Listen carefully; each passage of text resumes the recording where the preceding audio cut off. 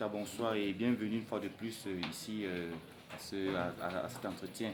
C'est juste pour savoir, madame, qu'est-ce qui vous a motivé? Quelle est la différence entre l'enseignement traditionnel de l'anglais et l'enseignement de maintenant? Qu'est-ce qui vous motive à venir ici avec vos enfants? Euh, Merci déjà. Ce qui me motive, c'est la capacité des enfants au sortir de cette formation à s'exprimer librement en anglais.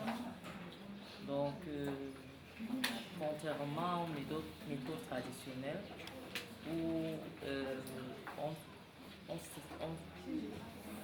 s'appesantit sur le grammar, le vocabulaire, ici les enfants ont la possibilité d'aller au-delà, d'échanger et de parvenir à faire une présentation sur leur hobby, ce qu'ils aiment faire sans avoir peur de s'exprimer en public. Donc, c'est déjà ça. Ok, ça c'est le premier aspect que j'ai à vous. Maintenant, on veut savoir que les motivations sont là pour revenir. Quelles sont vos attentes? Parce que déjà à la maison, comme ça, on attend ce que vous dites que non. Après la première session, vous vous êtes rendu compte qu'à la maison, ils s'expriment, ils reconnaissent et tout ça. Il y a vraiment un apport. Pas? Et cette fois-ci, il faudrait que ça avance parce que ça doit les accompagner même dans le cadre éducatif, même dans la vie. C'est pourquoi il faut qu'ils côtoient couramment l'anglais. Parce que c'est non seulement ces enseignements, mais aussi c'est beaucoup plus l'éducation sociale avec tout ce que ça prend dans le cadre de vie. C'est bon? Alors je vous mets dans le bain. Madame Tadija, nous pouvons constater votre motivation à venir et avec les enfants ici. Quelles sont vos attentes concrètement et qu'est-ce qu'on peut... Comme vous êtes venu la seconde fois, ça veut dire qu'il y a des attentes. Quelles sont ces attentes concrètement? La première attente est que les enfants s'en sortent d'abord à l'école.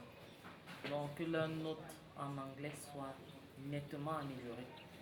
Et nous savons que dans le cursus scolaire, les meilleures études ou bien les meilleures formations, surtout pour les scientifiques que nous sommes, c'est en anglais.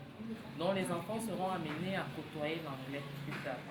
Donc il ne faudrait pas que la langue soit un obstacle ou un frein à cet apprentissage.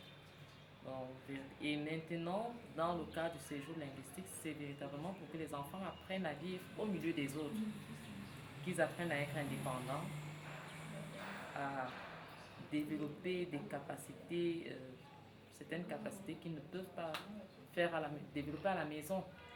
Il y a des choses que les enfants veulent bien faire.